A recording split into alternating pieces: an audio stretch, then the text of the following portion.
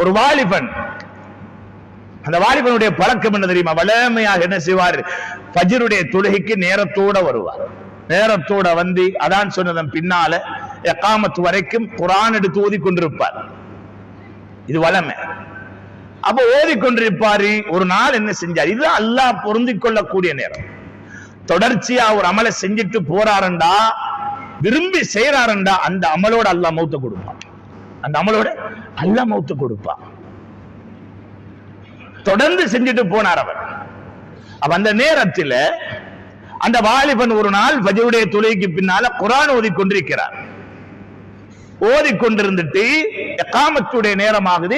குர்ஆனை கொண்டு போய் ரெக்கில வைக்க போறார். குர்ஆனை வைக்கிற அந்த தட்டுல வைக்க போறார். வைக்கக்கூடிய நேரம் அப்படியே மயங்கி கீழே விழுந்தார்.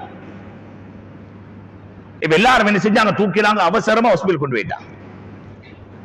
கொண்டு போனா டாக்டர் பார்த்தாரு, சரியான மாதிரி பல்ஸ் குறைஞ்சிட்டு போகுது, இது அவரை உயிருக்கு ஆபத்து என்று சொல்லி அவசரமா ஆபரேஷன் பண்ணும் முடிவெடுத்தாங்க.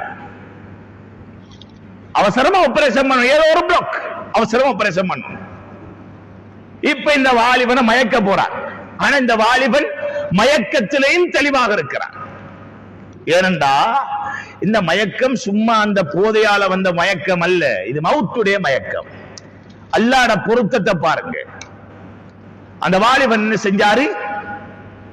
டாக்டர் சொன்னார், கையை பிடிச்சாரு. டாக்டர் மட்டும்தான் இருக்கிறார். கையை பிடிச்சி சொன்னார், வானான் டாக்டர், நீங்க இன்ஜெக்ஷன் அடிச்சு என்ன மயக்கி என்ன ஆபரேஷன் பண்ணி கஷ்டப்படுத்த வேண்டிய அவசியம் இல்லை. இது அந்த மயக்கம் அல்ல. அதோ எனக்குரியவர்கள் அழைத்துக் கொண்டிருக்கிறார்கள். சுப்ஹானல்லாஹ். கட்டு கதை இந்த இடத்திலிருந்து சொல்ல தேவையில்லை. மதீனாவுடைய ஒரு பகுதியில் நடந்த உண்மை சம்பவம் இது.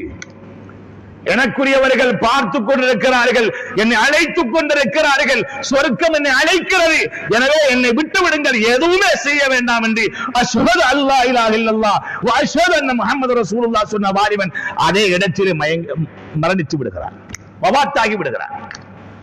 எத்தனையோ பேருடைய ஜனாசாக்களை கண்ணாலே கண்டவர் தான் அந்த டாக்டர். எத்தனையோ பேர் அவருடைய கண் முன்னால் மரணித்திருக்கிறார்கள். அந்த நேரம் அந்த டாக்டர் அல்லாஹ் அக்பர் என்று ஒரு தக்பீர் சொன்னார். எந்த அளவுக்கு சொல்லப்படுகிறதா, அந்த தக்பீருடைய சத்தத்தினாலே அந்த பகுதியை அதிரக்கூடிய அளவுக்கு இருந்துச்சு. ஆச்சரியம் அவருக்கு. எல்லாரும் ஓடி போனாங்க, என்ன நடந்துச்சு? அப்ப டாக்டர் சொல்றாரு, எத்தனையோ பேருடைய கடைசி முடிவுகளை நான் என் கண்ணாலே பார்த்திருக்கிறேன். இது மாதிரி ஒரு முடிவு நான் கண்டதே கிடையாது.